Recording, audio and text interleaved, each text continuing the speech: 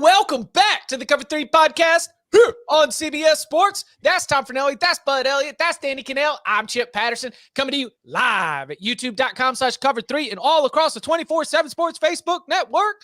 Thanks for hanging out. Smash that subscribe, smash that like, and come and join us in the chat. It is Monday, 11 a.m. Eastern time, and the transfer portal window has closed until May 1st, but we will get to that in a little bit later. A full recap of the transfer portal, some of the most significant transfers, some of the team activity that is worth noting, putting a bow on the winter window of the transfer portal. But first, we begin with some headlines from over the weekend, including some resolution to a story that we knew absolutely nothing about the last time we were together on Thursday. And frankly, in terms of actual details, I still don't really know much about it. But what we have is a little bit of closure, because Michigan has fired co-offensive coordinator Matt Weiss amid an investigation by university police following, quote, report of computer access crimes. The incident allegedly took place in late December in Schembechler Hall, which is the team's football facility. We don't know what else there is, but the news of him being dismissed also comes with a quote from the man himself. I am proud of the success we achieved over the last 2 seasons and grateful to all the Michigan players, coaches, and staff.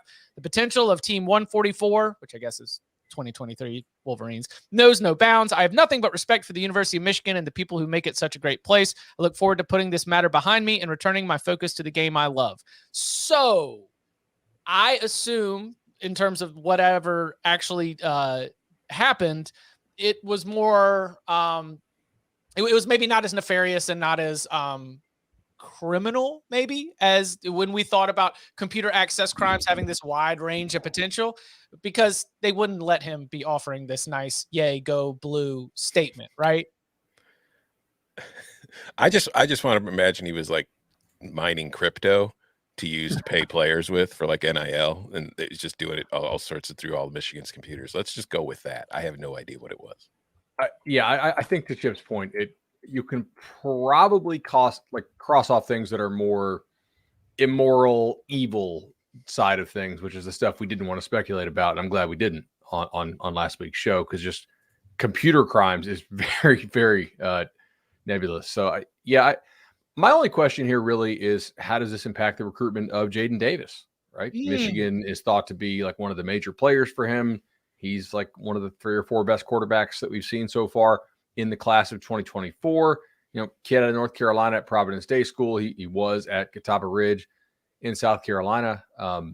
Michigan notably missed on a quarterback this last year, right? And UCLA got Dante Moore. So Davis is sort of the dude that their fan base has circled. And if we want to see them recruit better now that Harbaugh has, I don't want to say turned down the NFL, more like the NFL has turned down Harbaugh is my read on the situation.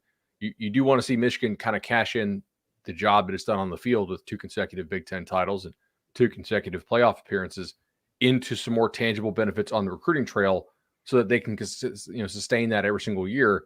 Davis would be a big part of that. So I'm curious to see whoever they bring in will impact that.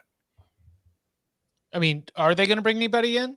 Does Sharon Moore now just get the solo OC job? Sharon Moore, the offensive line coach, was co-OC with Matt Weiss. Matt Weiss is out. Someone has to take over, I guess, the quarterbacks, side of this. Jim Harbaugh could do it himself. What's the spin forward here for Michigan?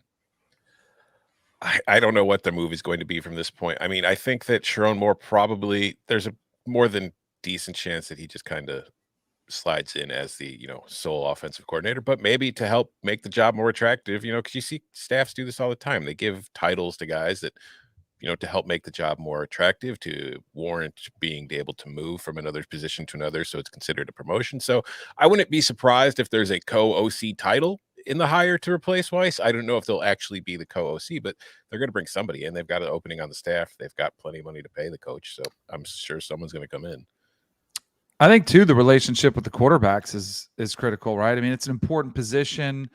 I wouldn't want it to be Jim Harbaugh, even though Jim Harbaugh is great with quarterbacks. I wouldn't necessarily want to be with Sharon Moore. He's more of an offensive line guy. I think you need somebody to come in and handle your quarterbacks. There's got to be that go-between, kind of just sounding board you can complain to and, voice things to and kind of be your, even if it's just implementing the system, but being your team psychologist in that quarterback room, it's a unique place. And especially for recruiting, keeping all these guys happy, and specifically with recruiting, that's where I think it's got to be a position they'll have to address sooner rather than later. So I'd be surprised if they didn't fill this with somebody who's, it doesn't even have to be co-offensive coordinator, but I do think they have to have a quarterback's coach. There's been so much back and forth between the Harbaugh staffs at Michigan and Baltimore. Are you about to mention it? Greg Roman? Yep, the guy who just lost his job in Baltimore, but has time at Stanford and time with the 49ers. Successful time with the 49ers. With Harbaugh, yeah. With Harbaugh. No, I was going to see if we were going to get down that road. I don't know Greg Roman. Do y'all know Greg Roman? Any relationship out there? So he was offensive line early in his NFL assistant career. And at Stanford, his title was technically offensive tackles and tight ends coach. So I don't know if he's specifically answering the quarterback need that you would have right there, or if that even matters when you've been an offensive coordinator for so long that it's you can coach the quarterbacks just as well from about any position. But Greg Roman's availability sure seems convenient right now. He's done pretty well with quarterbacks at his stops, like Andrew Luck, Colin Kaepernick, Lamar Jackson. I think that he has some kind of relationship with them. Yeah, he'll be fine. I don't think they'll try to do a Belichick and pull somebody from the defensive side of the ball to coach quarterbacks to run the offense. So I think they'll be okay. I think they'll make a good decision there. Yeah. Oh God, Bud. They had Matt Patricia come and be their offensive coordinator in New England this year. Wow. I watch the games. I just don't follow the storylines on NFL stuff. So okay. If you're wondering why Mac Jones regressed horribly in his second season as the quarterback of the New England Patriots, there you go. Yeah, it was awesome because we talk on this show a lot about you have to be wary of the defensive coordinator as head coach. This was next level. What about the defensive coordinator as the actual offensive coordinator? It was a really, really tricky spot. Second question: is there any chance that Jim Harbaugh is going to miss games in 2023? And if so, is it going to become over his stubbornness to admit to NCAA violations to NCAA investigators? Because right now, CBS Sports' Dennis Dodd and others are reporting that resolution talks between Michigan coach Jim Harbaugh and the NCAA have stalled after Harbaugh is refusing to admit to committing a level 1 violation that was alleged in the NCAA's notice of allegations. Some of the notice of allegations include that Michigan held practices with too many coaches on the field, contacted 2 prospects during the COVID-19 dead period, and observed practices via an unauthorized video feed. Now, those are all level 2 violations, stuff that is not going to lead to Harbaugh missing any games. However, the NCAA alleges that Harbaugh initially lied about those violations, and lying to the NCAA is a level 1 violation, which could lead to a suspension of up to 6 games and recruiting restrictions. It's not what you did, it's the lying. So as the NCAA plays real big mommy and daddy right here, just want to ask, is Harbaugh going to miss games because the NCAA is disappointed? First of all, how do we know that those cameras weren't there just to make sure that there weren't too many coaches coaching at practice? Huh? Maybe they were just policing themselves. By the way, aren't they getting rid of that rule? What? Yes. They're changing they are. it. Yeah. So now we have to enforce the rule that we're about to get rid of. Okay. Right. Yeah. So it's kind of like Tennessee with the McDonald's stuff, right? Yeah. It's sloppy, Yeah. but now you can, pay players. But I think it's different. No, it's not different. But I'm not a fan of going back and saying, well, he was breaking the rules, but since they're legal now, it doesn't matter. But I do think he can miss the first 4 games and it wouldn't matter. I mean, once again, their non-conference is pretty toothless, so they'd be just fine without him. They traveled to Nebraska week 5. So other than that, but that would be a wild story though, Chip. If he is sidelined. And as a lot of people are pointing out, what can the NCAA really, really do? Or the Big Ten? At some point, somebody's going to challenge them on these, aren't they? Well, I don't think it'd be Michigan though. Michigan seems like so like NCAA bootlicker, just very like, oh, we love the rules and that kind of stuff. But Penny Hardaway playing James Wiseman in the wake of an NCAA investigation where it's like, what, come. I'm not going to like sit him. He's going to be out there and playing. That happening at Memphis is very different than it being the head coach of Michigan football at Michigan. I am not surprised at all in the way that the last several weeks have included us like picking apart all these Harbaugh statements. Like, so it's not a denial. Like, well, he didn't totally commit. And I could just imagine Harbaugh being like, I didn't lie. You just don't understand Harbaugh. It's just like, you don't, he just gave the NCAA so much word salad. And now he's just doing like, I'm sorry, I didn't remember correctly. So I misremembered. I misremembered. I'm going to say that Jim Harbaugh is going to not be hit with a multiple game suspension as my official prediction.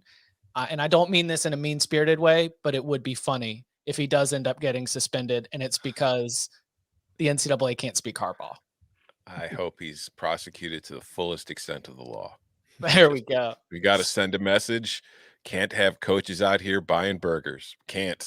It's just, it sets a bad precedent. Somebody, I wish I'd pulled this up. Somebody said that he was with a recruit at a basketball game. I think they were playing Minnesota over the weekend. This weekend. Mm-hmm. And you know what he was doing at the basketball game? Having a burger. Damn straight. Love it. Trolling. Slow, like a burger commercial, just like big, slow bites. Whopper, Junior Whopper. Sorry. So and like, again, resolution talks. Normally, the school and the NCAA, we do, we cooperated, so we get a lighter penalty, just slap on the wrist type stuff. Also not surprising that resolution talks have fallen through because of something related to Harbaugh's stubbornness, but it's something to keep an eye on. And like Danny said, even if Harbaugh is sidelined, I don't know if it would greatly impact our outlook or our win total projections for the Michigan Wolverines in 2023. I will say we can't put it past him to get suspended just for being stubborn. Right? You can't rule out. I don't think it'll happen, but you cannot rule that out entirely. And it's like, if that's the case, I would probably just like, yeah, sure, whatever I did. Okay, here's, I'll go take a class on not buying burgers for kids. Yeah, it would not be unprecedented for, what we have at the major, college athletics level. You just go and serve your time and then you come right back to the team. It's no big deal. He would definitely put on a disguise and try to coach from somewhere in the stadium. Like, I would not put that past him. Who was the guy? Was it Bobby Valentine on the Mets? Mm-hmm. Okay. Yeah. He takes up a residency at a local high school, and we just get him out there, and we just get to see him running the Michigan plays with the high school team on Friday. And there's some possibility for antics for sure. No. He gets a job at a high school, and then you just invite him to practice as the high school coach as a guest, and then he can go to practice. There you go. So, yeah, if you know the Bobby Valentine clip, you're probably pretty old. I do want to share something that made me feel extremely old this weekend. So I was out at the Battle 7-on-7, and Meek's Dreams and Nightmares came on, which I think most of us probably know this. Yeah. And the coaches for this team in Texas were vibing, and the kids didn't know it. Come on. I'm like, when did this come out? Like, this is October 30th, 2012. So I was going to say 2013. All right. What was the Eagles Super Bowl run, right? Wasn't that right? There? Yeah. Jeez, that was that long ago? Dude. They were watching Bluey or whatever at the time. They I was didn't know this song. you guys. Yeah. So which you can't. No, you can watch Blue's Clues, was it at Blue's that Clues time? on Paramount Plus. Yeah. And Blaze and the Monster Machines. I don't know what Bluey is. Oh, you should. I got Liam on Old School Ninja Turtles. Nice. Yeah. All right. The transfer portal window has opened and shut. So it's going to time to take a look back. What are some of the most significant transfers? What were some of the biggest surprises? The teams that did the best job of addressing needs and the teams that just saw whoosh, everybody go out the window. Our official Cover 3 podcast transfer portal window recap coming up next. Hello, beautiful. Things are about to get wild. Having any fun yet? I need you to continue trusting me. Wherever you go, we go. You attack my family, it'll be the last thing you ever do. You gotta be bad to do good. What did you see? He's done it again. That's still the Alpha. Good morning, aviators. This is your captain speaking. Whoa!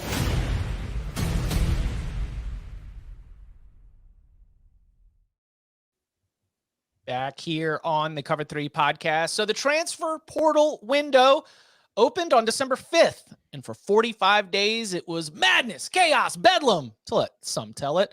But we also saw players seek out and find better situations for themselves. We saw teams address roster needs, and in some cases, the process of seeing what the options are before ultimately recommitting to your original team. It took less than 2 weeks for us to see more than 1,500 players enter their name into the transfer portal. But after all the sorting and musical chairs, the window for movement has come to a close. Now, there will be, as we've mentioned before, another window, but that will be a shorter window, only 15 days from May 1st to May 15th. That is when a majority of programs will have concluded their spring practice. So with the 45 days come and gone, we want to take a look at some of the most impactful movement and some of the things that we need to keep our eye on as we turn our attention to 2023. So I wanted to open with a more player specific, but with bigger impact. What are some of the most, or one of the most significant transfers from the window? Not all at once.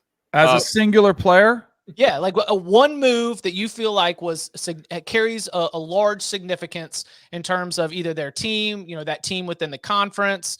I think it's easy. I think Sam Hartman, and I want to make sure we're not just all quarterback heavy, because I think there's some other really critical, key players that moved. But Sam Hartman to Notre Dame, to me, makes them a playoff contender, like a team that you have to watch out for to make the playoffs. I mean, and it felt last year, Marcus Freeman, I know there were 2 losses that are glaringly bad. When you lose to Marshall and you lose to Stanford, it's like, how did that happen? But stability at quarterback, I think, is going to bring them right to the forefront of everybody's mind. I mean, consider what they did to the 2 teams playing in the ACC championship last week. I mean, they're going to be physical. The quarterback play was just a little bit too inconsistent. And now you've got a veteran who comes in who's thrown more touchdowns than anybody in the history of the ACC. I think that, to me, is probably the biggest singular name. I totally agree with Danny on that. Sorry, go ahead, Tom. No, go. No, I look, it is quarterback because that position is just so much more important than the other ones. But I think it's fair to point out that we don't have a Caleb Williams type transfer in this year's class. Like, if you were a team, it's like, yeah, we're just a quarterback away from a national title. I don't know that there is a singular quarterback in this transfer portal class that would take a good team and put them in that legitimate national title conversation. Maybe it's Hartman if the Notre Dame receivers also step up, which was a big part. I know we had talked to coaches on staffs that had played Notre Dame. They're like, yeah, these receivers ain't it, man. Like, we're not scared of them. But quarterback was certainly an issue there too. I think getting Travis Hunter to actually go to Colorado when it's clear that other schools wanted him was a major get for Deion. So I'll go ahead and go with Travis Hunter to Colorado, because on Colorado's roster, you could play him both ways. That's not a very good roster yet. And I don't know that they will play him both ways. At Jackson State, you could easily do it because, the SWAC is a bad FCS league, right? Like, it's FCS and it's like one of the worst FCS leagues. So he can go out and dominate both sides. I still think you should use him at receiver some too. That might actually be his best position. He might be your best receiver already on the roster, honestly. I would be shocked if Colorado had a better receiver talent-wise than Travis. Yeah. I'm with Danny on Hartman for sure. Like, I think that is one of the biggest ones, because I do think that, like you were saying, but there's aren't many Caleb Williamses. There aren't a lot of transfers out there that are going to take a team and turn them into a title contender. But I think that is probably the closest one we have. And like you were also like, I do have concerns about Notre Dame's receiver spot, but I do think that with Sam Hartman, they are going to be a much more dangerous team in 2023 than they were in 2022.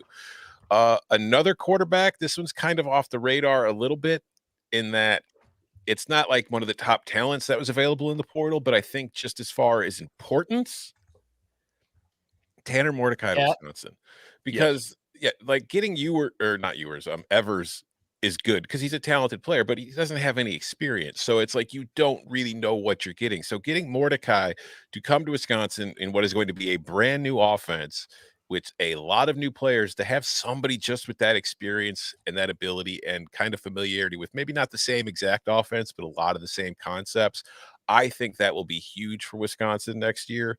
I don't think he's going to come in and be like Russell Wilson was for the Badgers the year he transferred in there as a grad transfer. But I do think that he's at least going to give them a decent floor and a team that can compete in the West and maybe, compete for the division title. So I think that was critical. I think that's one of the bigger pickups for anybody. Mordecai was on my list. Hartman is the closest thing we have to like a QB1, and he lands at Notre Dame when you've been looking for to field a dynamic passing attack here for a couple seasons. But Mordecai had 39 touchdowns in 2021, 33 touchdowns in 2022. Evers is a good talent, but you want to talk about bringing in Phil Longo and doing a real philosophical shift in terms of what you want to be as a Wisconsin offense. The fact that you were able to bring in that proven experience and the production of Mordecai, I think is huge. And when you look at the Big Ten West and what it's going to be like for Luke Fickell in year one, that is the reason to buy hype. Like the addition of Tanner Mordecai and the philosophical shift in terms of what you're going to do with your offense, like that one feels like it shifts not the very, very top of the Big Ten if you stack them all up 1 through 14, but we still got divisions in the Big Ten, right? We haven't gone divisionless yet. There still is a ticket out there for a team in the Big Ten West to be able to make it to the Big Ten Conference Championship game. And I think that addition is absolutely huge. I had Sam Hartman on my list. So a little bit less of, it's not the quarterback. Of all the additions that Florida State had, and I know that Florida State's been very active in the transfer portal. They've got one of the better transfer portal classes. I like Jaheim Bell as the one that stands out to me, because when I'm thinking about the Florida State offense as it's evolved under Mike Norvell and as it runs with Jordan Travis, having those versatile weapons that you can move around on the field feels really significant. And Bell is a dude who I think has only gotten better throughout his career. So I put him on the list. And then also DJU to Oregon State. I mean, at one time, DJ Uiagalelei was looking like a man who was going to be competing for a Heisman Trophy, and now he gets a fresh slate at a good program that's in a healthy spot with a good head coach. I don't know if it's going to take Oregon State to the very top of the Pac-12, but for a player and for a program, it feels like that one has a lot of potential for sure. Totally agree. They've really killed the transfer portal. I know I don't want to jump ahead and talk teams yet, but tight end was definitely a weakness for the Noles this year. And you're bringing in Bell and Kyle Morlock. Norvell almost always schemes guys wide open somehow, and pretty much has done so everywhere he's been. But red zone was an issue for them. They were not as efficient as a red zone touchdown team. So I think getting two better tight ends in that room can help quite a bit. And there's a lot of young guys on that team they like. They're more like 24, 25 impact type dudes that they were not going to be ready to be good players in 23, I think. So it's huge developmentally as well. What about we can stick quarterbacks on this? What about Devin Leary at Kentucky? He didn't make my list for most significant, but what's the outlook there? Because I think Kentucky celebrates it, right? As they should. Yeah. Yeah.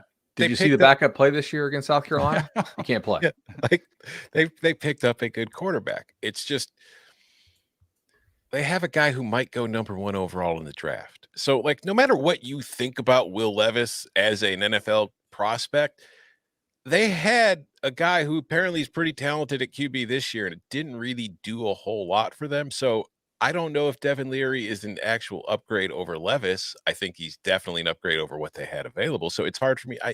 It's going to be really interesting. I think, honestly, the bigger thing for me with Kentucky this offseason is Cohen coming back, because I think that will be better for that offense. And also, has Kentucky done anything to address that line?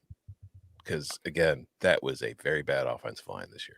I do think that if you're excited about Devin Leary as a Kentucky fan, you're excited about Devin Leary plus the combo of the new play caller, right? Who is the old play caller. But the hires they made last year, obviously, like losing the offensive line coach to Alabama was a major blow. And I think Bama's very happy with him.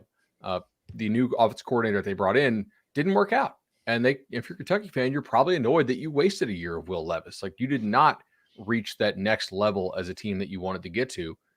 But I think it's Leary plus Cohen that has you excited. And as we'll talk about upcoming, if you look at who you guys have as your losers team-wise, there are some opportunities here for Kentucky to pick up some dubs in the SEC East. What about? Do you really think Will Levis could go number one? I don't want to sidetrack. I do. Oh, I think he do. could, yeah, tools-wise, and Yes. his betting odds have been plummeting. I really think there's a legitimate shot. Like, I just look at I look at teams I know are in the market for a QB, and if think about like the Colts and the kind of QBs that they've drafted physically, do they seem like they're more likely to take a Bryce Young or a Will Levis? Right. To Tom's point, like, the easy path, I think, for him to go number one is Levis has a huge pro day, which he will. He'll throw the ball from one end of the indoor practice facility to another. Bryce Young measures in at something that doesn't start with the 6, which is certainly possible. Yep. Right. And maybe they get him up to 200 pounds by combine time. Maybe they don't. But the NFL will look like, gosh, like, I know Kyler Murray, but that's a guy who's a little more mobile than Bryce is. Can we really take Bryce number one overall? Which I think Bryce can be good. So that's them, not me. And then it's like, do you really want CJ Stroud with the number one overall pick? I wouldn't hate it, but I think NFL people disagree some. So then, hey, Levis, Josh Allen, compare. Okay. They'll all lose to Joe Burrow anyway. Snow Burrow. Shout out to Kofi. Deliver just right. It was right there. I watched the whole daggum game. I didn't even think of it. Phenomenal performance there from Burrow and the Bengals. All right, what about you just mentioned teams? Let's go there. I got one more player I wanted to mention. I'm sorry. Just not a big name, but again, a guy I think I saw sometimes watching his team play, who I think is going to be a perfect fit in his new home, could have a big year. J. Michael Sturdivant from Cal to UCLA. I just think he's the perfect kind of player for a Chip Kelly offense. I think he had 755 yards and 7 touchdowns with the Bears. And you think about that offense, those are pretty good numbers you're putting up in an offense like that. That was pretty stodgy for the most part. So him going to UCLA, along with maybe, we'll mention this as a team, some of the other pieces that they have picked up in the portal, I think is going to be a pretty big get for the Bruins next year. Well, let's start there with teams, because the rest of the UCLA transfer haul as it stands right now, you went out and you got a quarterback from Kent State in Colin Schlee. You got you just rated the MAC basically. It's like, I'll take one of your best quarterbacks, I'll take one of your best running backs, and Carson Steele. You mentioned bringing in J. Michael. So UCLA's class officially in the 24/7 Sports transfer team rankings checks in at number 7. There's 11 there. What else? What stands out, or what are the big pieces that you like about what Chip Kelly has done in the portal in this offseason? I just think that if you look at the guys he's gotten, and it's somewhat along the lines of the way that Chip Kelly always kind of approached things for the most part when it comes to recruiting, like even at Oregon, their classes were never incredible. He was just finding guys who fit what he wanted and what he'd like to do. And I think that's basically what he did in the portal. I think Sturdivant, like I just said, is a guy, as far as receivers go, is going to fit perfectly with what he wants to do. I think Carson Steele is a guy that's a lot like Zach Charbonnet and is going to be able to fit a lot of what he wants to do in the run game. I think Schlee gives them a good option if Dante Moore doesn't win that starting job. I think you're still pretty comfortable with Schlee, who does a lot of the things that Chip Kelly likes from his quarterbacks to do. So it's not the kind of transfer class where it's like, wow, they're getting all these former 5-stars and they're taking this guy from there. It's like, oh no, these are guys who are probably just going to be plug and play in Chip Kelly's offense, and it's going to be fine. So totally agree. Like you go out, you get Kyle Ford as a good possession guy. Sturdivant can be more your deep threat. I like what they got at safety. They still probably need a corner, I would say, for this team, which we'll see if somebody pops in there in the portal. But I also like the linebacker pickup they got from Cal, who's one of their lower rated kids in the class, but he's an 89, so almost a 4-star. I'm going to botch this kid's name, but I know they're very excited about him in Westwood. Oluwafemi Oladejo. I think I nailed it there. They played Cal in the last game of the season. I think that was that rescheduled vid game, right? He had 18 tackles against them. This is a guy who's kind of newer to football, hasn't played a ton, is really coming into his own. Big body, can be an edge guy for them if they had to, stand-up edge type. I totally agree with Tom. Like I have UCLA as one of the best transfer classes out there, and I think they should be mentioned as a Pac-12 contender, just like the other ones should be. Honestly. Yeah, like the I don't think University of, Robinson's that big of a loss at quarterback either. Like he played poorly down the stretch. the University of California school system is charging UCLA a Big Ten tax from this point on. So UCLA is saying, okay, well, we're going to give you this money, but we're going to take all your players. Danny, what team stood out to you? I'll go Colorado for when we talked a little bit about them, but you got a quarterback in Shador coming. You got Travis Hunter, maybe the most talented player. And I think you guys totally hit on the great point about the fact he can go both ways. I think he will. I mean, the way they did it at Jackson State was when necessary. You know, they put him in situationally. I think that might be more frequent than not. And considering Dion liked to get his hands on the ball too, I think he completely understands it. Kavasier Smoke, I saw that name pop up. I had forgotten he's going there as well. I mean, I think we forget how good he was that 2019 season when Kentucky was all the rage. And the sheer number of them, 23 guys coming in. To me, that's what you need. You need a complete overhaul of that roster. So, and I think 9 3-stars, like those are good players that you're getting that are instant upgrades across most of those positions. And I think you've got to be excited. I know it's going to be one of these ones where we're going to get sick of talking about Colorado, but I think when you look at we won't get that sick talking about, but when you look at like grading out, like, coaches, I think you got to give him an A considering who he got. And then you got to go to the transfer portal. I think you have to give him an A considering what he got. Like he's checked a lot of the boxes, which should set them up for success. Now it's just a matter of what does success look like. And we can, talk about that when we get closer to the season. There's a couple other guys in that class I like too from a pass catching standpoint. So Traore, the tight end they got from Arkansas State, is a pretty good player. Like I was very down on Arkansas State this year, but he was one of the few dudes along with I forgot the kid's name. They had a corner in Arkansas State who's pretty good too. But the tight end for Dion there at Colorado is nice. And Jimmy Horn from USF is another really nice get for them. Horn has some real juice to him. He'll be a guy that I think will make an NFL roster because of his speed and athleticism. At some point, that offense is going to put speed in space, right? Sean Lewis, former Kent State head coach, is going to run. I assume that veer and shoot stuff that they were running, at Kent State and Tennessee and elsewhere. So I think they've done a really nice job. Now, lines of scrimmage, they need work. It's tough. Yeah. Right. They lost Casey Roddick, who was their best offensive lineman, to the Knowles. And they got Savion Washington from Kent State, who I think is a pretty good get. And certainly Sean Lewis has seen him. Right. So I do think that coaches who take players from their former schools, the track record on those guys hitting is really pretty high.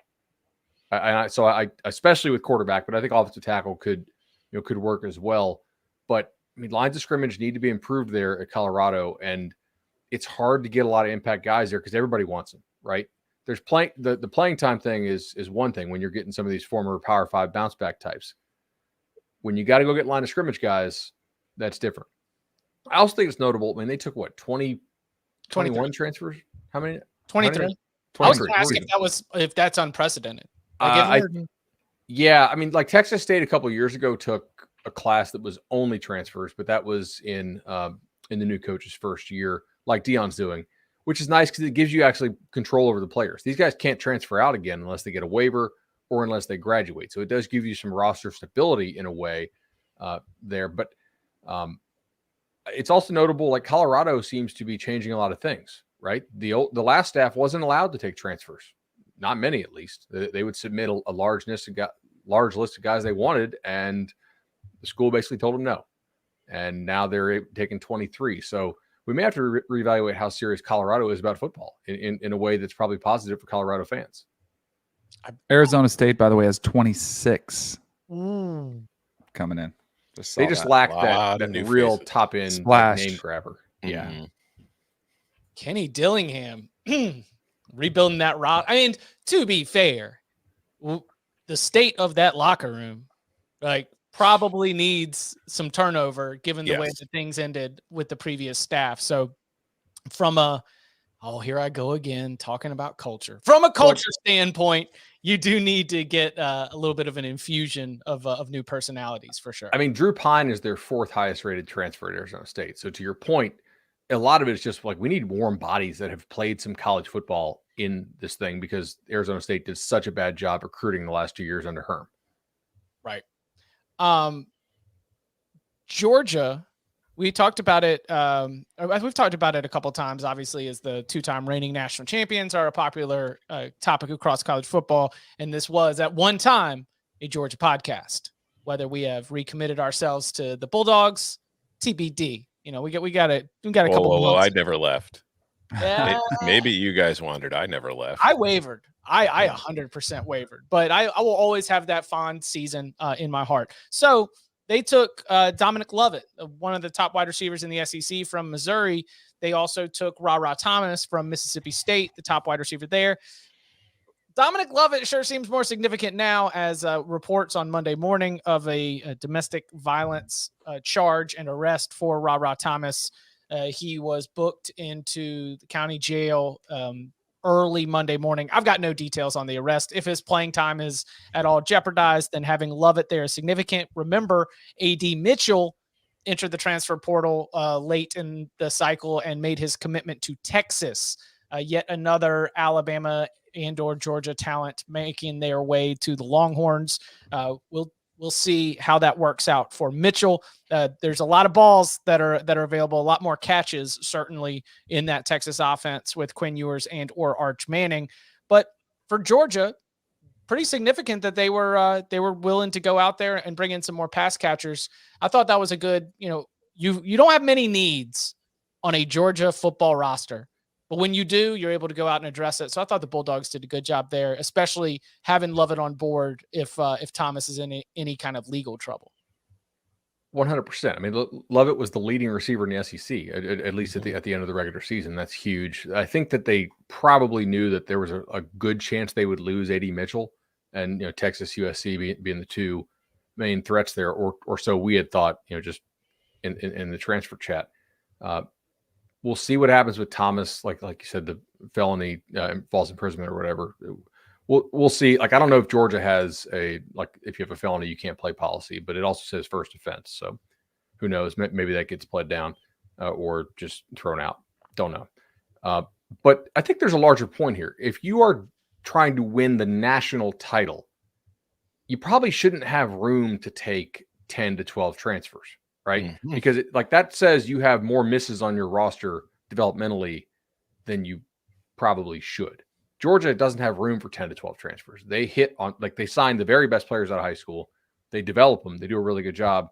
And then when they occasionally miss, they go to the portal. They took 2 here. They took 0 last year. Would they take 2, I think, the year prior, maybe? I'd have to go back and look. This to me tells me how healthy Georgia's roster is, or how healthy Georgia believes its roster is, because they're not taking in a bunch of transfers, because most of the guys in the transfer portal can't play at Georgia. You're doing such a good job that you're like, don't really need this kid. This kid can't play here. They have a different level roster than probably all but 3 or 4 teams out there. So is it still residual coaching change that you can attribute LSU taking 11 players from the portal in this cycle? Because they were among, it was USC, Ole Miss, and LSU all had in excess of, I think, 15, 16, 17 guys in last year's portal cycle.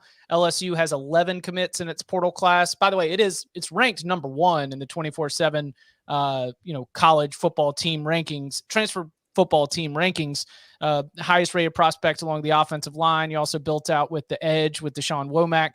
So, is LSU an unhealthy roster, or is that still residual from the coaching change with Brian Kelly taking over?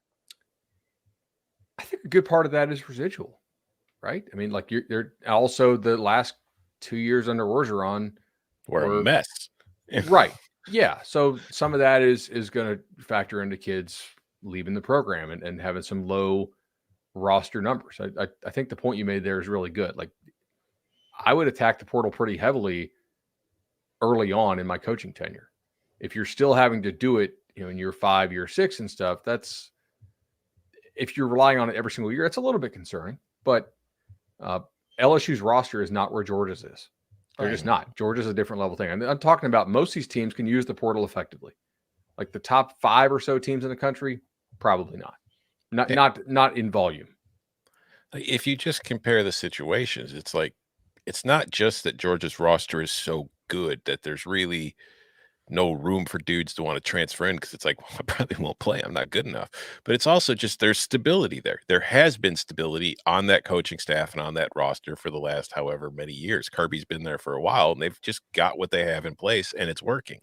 LSU has not been stable at all. So there's going to be that when you're churning your coaching staff, you're going to be churning the roster now too, especially because just with the transfer portal, with guys not having to sit out a year, this is just commonplace. And I think that the roster had talent when Brian Kelly got there, but it was a lot of guys leaving, a lot of guys coming in. Brian Kelly's got to bring in players that are fitting what he wants to do compared to what the players were doing. And I think if you look at the talent LSU's brought in, he's upgrading the talent level. Like last year's team, I think overperformed what it was. And that's a good sign going forward for Brian Kelly as a coach, who I think has been one of the more underrated coaches in the country for a while now. He's bringing in more talent. Like, I don't think LSU is going to be winning the SEC next year, but I think LSU is going to be better next year than it was this year. And it was pretty good this year. You got to consider too, it's not just about talent, who has the most 4 or 5 stars, guy who has the highest rated. A lot of it's about fit and personality and getting, hey, like especially when you're dealing with coach and turnover. Like I'm sure there's players that at LSU were like, well, let me see what Brian Kelly's going to be like. And some of them bought in and some of them were like, this isn't for me. This isn't what I signed up for. So there's going to be a process of kind of weeding and sifting through the guys that really want to be there and the guys that don't. And now you get to go out there and you get to sell the transfers, the guys that are coming in on, hey, this is what I am. This is what I'm going to be. And are you buying in or not? So who's on the other end of this? What were the teams that just saw it bleed out? Oh, I think we know who they are. There's sticking in the SEC, I think it's hard to argue that Arkansas and South Carolina won the transfer wars this offseason. Then if you want to go to the Big 12, I think Oklahoma State pretty much losing everybody is probably not good for business. Yeah. So totally agree on those. South Carolina was interesting. So they lost Jaheim Bell to Florida State. They lost Jordan Birch to Oregon. They did get Trey Knox from Arkansas. They lost Marshawn Lloyd, the back, to USC. They lost Gilbert Edmond, starting D lineman, to Florida State. They got Josh Simon from Western Kentucky. Not a bad receiver to come in there. Austin Stogner went back to Oklahoma, which is interesting because he came with Rattler, right? Mm-hmm. And then I don't think they got anybody else that were like impact guys. So that's a net. Marshawn Lloyd was that offense for some games before he went down. Yeah. I'm not saying South Carolina cannot take a step forward next year because it's very early still. I would be surprised if they took a substantial step forward from where they have been, though, losing that. That's a lot to lose. But I will say most of those dudes, or maybe all those dudes who were high school signees, I think were Muschamp signees. So at least it's not Beamer's guys transferring out. But they are some of the very best players on that roster. So that is worth noting. Yeah, it's not like a red flag kind of locker room upheaval. It's like, ooh, it's going to be hard to replace those guys. But red flag is Oklahoma State and Arkansas. Oklahoma State for sure.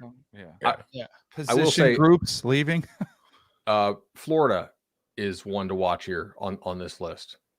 Not overall, but just at one position in particular, right? So they lost Michael Tarquin to USC. Ethan White could go to USC, and Josh Braun went to Arkansas. Now, that's like 1.5 starters projected coming back, and obviously, like you're talking about the offensive line, by the way. Yes, that is the position group that he's talking about. Here's why this matters more. Cam Waits blew his Achilles on Friday. So now, like Florida lost 2 guys to the draft in Gorriage and the huge guard. Right. They just lost definitely 2 more starters to the portal and a key backup. And now they lost a projected starter in Waits. Like offensive line was Florida's best position last year and probably by a lot. Like that was a good O-line.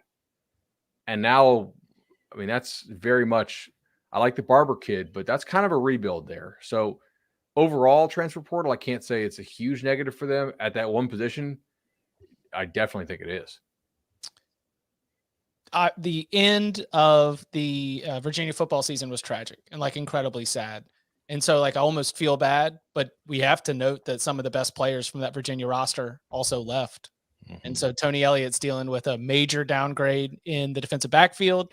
You lost one of the most prolific quarterbacks that you had. I know he didn't have a very good season this year, but Brennan Armstrong goes to NC State, to somebody else that's in your conference. Fentrell Cypress goes to Florida State, somebody else that's in your conference. Not overwhelming in terms of the number of players leaving. So it's not like showing any, any concerns about the overall condition of the Tony Elliott regime. But for Tony Elliott, going into year 2, very disappointing to not have those players on the roster. All but one of those play offense. I don't think Tony Elliott hired a good offensive staff. The results before the shooting were horrible. So the anybody I would get out of there too. If I was Brendan Armstrong, like there's no way I'm signing up for that again. Oh, and on the Florida note too, like Graham Mertz, you've been playing behind Wisconsin offensive lines. Ooh, right. Boy. Let's utilize that athleticism. When you were in Overland Park, Kansas, out there scooting around, letting everybody know how you could throw on the move, get used to it, my friend, because you might be doing it on Saturdays in the SEC, playing behind this offensive line. Kent State got crushed in the portal. Yeah. By the way. So. Oh, Dante Cephas. We didn't mention that. That's huge for Penn State. Yeah. Yep. Exactly. Cephas is going to Penn State. We already mentioned Schlee to UCLA. Devontae Walker went to North Carolina. Montre Miller went to West Virginia. Shout out Coca. And your coach went to Colorado. Right. Jaysean Polk was like their third receiver. He went to the Mountaineers as well. And then I already mentioned that Colorado took their tackle. So Kent State historically is one of the very, very worst teams in the MAC. And they did not cash in their chips this year. They had some tough games. They also had a couple of injuries, right? And that's a smoking crater. Good luck to Cody Burns as the head coach there. Also, thanks to the chat, good news as of the last day or so. Virginia's wide receiver coach, huge part of the recruiting operation and a huge part of that program. Marquise Higgins just left to go to Penn State. So another offensive setback for the Wahoos right there. Any other individual moves or teams or anything else that you want to spotlight before we get to just sort of a review of how we think it went? A couple that we need to talk about, or we will probably get yelled at by the chat or just roasted in the comments. We already made a YouTube short about this, so we were not ignoring Florida State, but obviously they did a really good job. The Byers kid they got, I think, might be the best transfer they took, and they're going to be very happy with Darrell Jackson as well from the early returns on that. Auburn. Can I do one follow-up question for Florida real quick, especially for y'all? When does it tip? Because I believe it is interesting to look at how Mike Norvell has utilized the transfer portal to be able to build this up. But when do you want to see it be more of like high-level high school recruiting prowess and then a little bit less portal instant impact? Are we closing in on sort of crossing over that line? Yeah, they better. I mean, if they want to take that step from being like a team that is going to be in play for the ACC or a team that's going to be in play to win it all, like that's the real gap you got to bridge here. This team could win the ACC. The way that they're recruiting could win the ACC. Can they win a national title relying on the portal this heavily? I don't think so, based on the quality of player I've seen in the portal. And this year's portal is not as good as last year's, by the way. Like it's less talented overall, I think, on the very high end than it was last year. Now, it also depends on how much you like this class. Like they may or may not like the 2024 high school class as much as maybe they do 25. But whether you take 15 high schoolers or 25 high schoolers, you damn sure better be getting a lot of those top 100 kids, a lot of 5-stars, especially if you go low volume on it. So, I mean, like, look, man, their junior days last year sucked. Their elite camp was anything but elite because they were coming off back-to-back losing seasons. Now, we had said on the show, Norvell's not getting fired barring something disastrous. But they definitely didn't have any juice with kids last year. This year, I will tell you, like they have a lot more juice with some of the top kids because they're not coming off back-to-back embarrassing seasons, right? They won 10 ball games. So we'll see if this staff is good enough of a recruiting staff to cash that in. I don't know yet. I think they are. I think they'll be fine. I think exactly what you're talking about, but they needed to create some momentum so they are relevant for the younger player, not just hungry guys that didn't play at Georgia or that were all out stars at Albany. Yeah. Like they need to be able to go out there and be in the mix for the top 5-star, top 100 players where, hey, every list is Bama, Georgia, Florida State, is in that mix, in that conversation. Cause I do feel like once those players start giving Mike Norvell and the staff and getting on campus for some of those big games, they'll start getting a legit look, but they got to carry on this momentum that they built this year. Nolecast. Wait, that's an actual name of a podcast. That is true. I was going to say the last 10 minutes has been crapping on Florida's offensive line and talking about how great Florida State is. Oh, man. Yeah, when I saw the Waits news, I was like, oh my gosh, poor Graham Mertz. Like, this is not bueno. Putting on my glitter. Here we go. We got to hit Auburn too. Oh, yeah. 13 real quickly, players. Rebuilding the offensive and defensive lines, very important there. So you get Justin Rogers from Kentucky. I think he's a guy that has a lot of upside. You get Avery Jones, who they flipped from some Big Ten school. I'm trying to remember here. He was committed. Was it Wisconsin? Illinois. Oh, there you go. Yeah. Sorry, Tom. No. Wait, were you setting that up as Yeah. a Oh, yeah. No, I just deadpanned it. I wasn't taking the bait, Chip. Love taking it. He's a pretty nice center from East Carolina. They get Dylan Wade, who I like a lot from Tulsa. He's a pretty good offensive lineman. Tackle at Tulsa, maybe a tackle for them. I don't know. Maybe plays guard. Fairweather, the FIU tight end. There's some decent guys here that Auburn picked up. Like Auburn should be a lot better than they were last year, and they got a lot of beef. I have reasonable confidence if Hugh Freeze to scheme guys open like he does pretty much everywhere. Can I ask a quick question? Yeah. Is the Pony Express back? They're a top 6. They're SMU is at 6. So like they're the highest group of 5 team Gold that's out there. I Trans know they everywhere have you the look. collective with Yes. 38,000 per player on the roster, which clearly is having an impact in here. But this was kind of that idea that we thought NIL could bring to the forefront if there was a school that had the desire to get in the mix and they had wallets that were big enough, they could. And it sure seems like in the portal, SMU kind of stands out as one of those teams that's getting some pretty high caliber player. They've got a deal for every player. I forgot that. Yeah. Mm-hmm. I think it's 38 grand, like flat. It's a 38. decent amount. Yeah. Yeah. It's interesting too. Like, is that a good use of funds? No. I no, like you like should the go out bottom and try 30 to kids on spend- your roster right. are worth zero, man. Like for Right. the most part, they're not Worthless. Bud's out here calling them kids worthless. no, that's a good like, culture. $0 That's good above culture. scholarship. Yeah. Well, It's happy players. They're all happy, except maybe the quarterback or the guy who's not making what he should be making. But maybe he is. Maybe there's a base, and then you have the other guys that are making a lot more. It I seems do like think, a gimmick too- that's almost like advertising. Like you're just trying to raise the overall profile of your program with that kind of thing.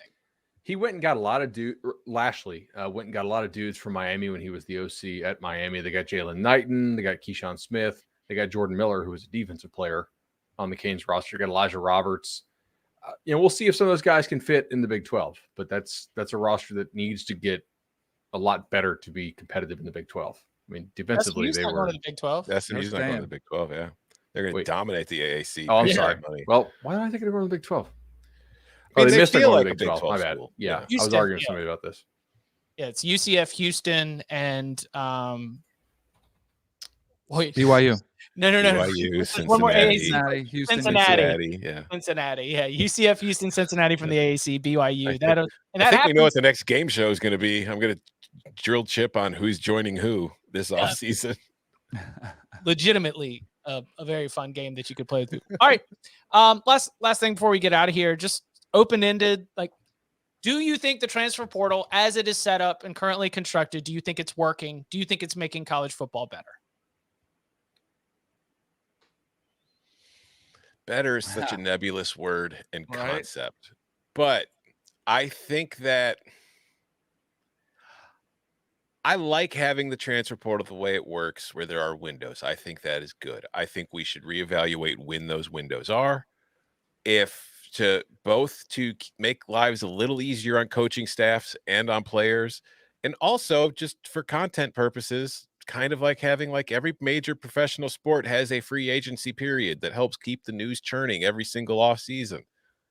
we've talked about this a little bit already, but kind of separating the transfer window from recruiting, from all that kind of stuff, giving us something going on at all times during the year, I think is a concept that college should probably follow. And I think that is something that would be more likely to happen should the NCAA go away and the leagues kind of, start working with themselves on it. I think it's complete BS that we have these transfer portal windows. I think it should be on the staffs to keep these players happy. And I'll give you an example. So TCU waits until the day after the transfer portal window closes to announce Kendall Briles.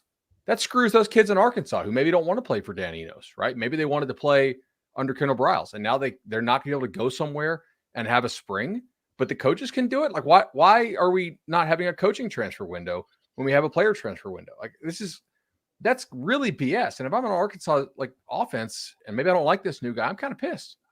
Right? We know that was TCU who did that, or maybe Arkansas. Or maybe Arkansas asked him not to go until after the window. Like, we see a lot of this happen, man. There's been a surprising amount of coaching changes happen in the last 72 hours once the window has closed. Overall, I think it's been a good thing. Overall, it needs to be overhauled. Like, there still needs to be there has to be some structure to it. So I actually like the windows. I also think that we've got, at some point, can we go and we got to stop tampering. Like, if there's a way to enforce that, I think that's one thing that's necessary. But I think if you had teams that were committed to transfers for longer than a year, you might see some of the movement slow down. So, it might sound counterintuitive, but for the players and the coaches, the deals that are in place, I'd like to see them multiple years where it was 2 years required to stay. You can get free movement, you get a free pass, but I don't know about the gradual. It's too much right now, too much freedom of movement. I would love to see if they get put on contracts, right? Yeah, that's what I would look for too. That's really the thing is if you get on contracts, then you can't move, right? You're agreeing to stay. Or if you do, you get traded or you get bought out, just like the coaches do. Right. That's exactly. what we need. The trade deadline. Yes. The portal window is incredible for content. Yes. Yeah. If we had it going 12 months, we wouldn't be able to pique the interest, right? This is long-term kind of, but I do wonder how it'll impact high school football in the long run. Just the way teams are recruiting from high school. I agree with this to a certain extent. However, I will say this. We still have 2 more years of the nonsense that the NCAA pulled because they wanted to win the PR battle. So, all right, we're going to give everybody a free year who was on a roster in 2020 for COVID, right? Because they were worried that kids were like, hey, there's a good chance my team only plays 3 or 4 ball games. I'm not going to waste a year of eligibility on this. So the NCAA said, all right, everybody gets a free year.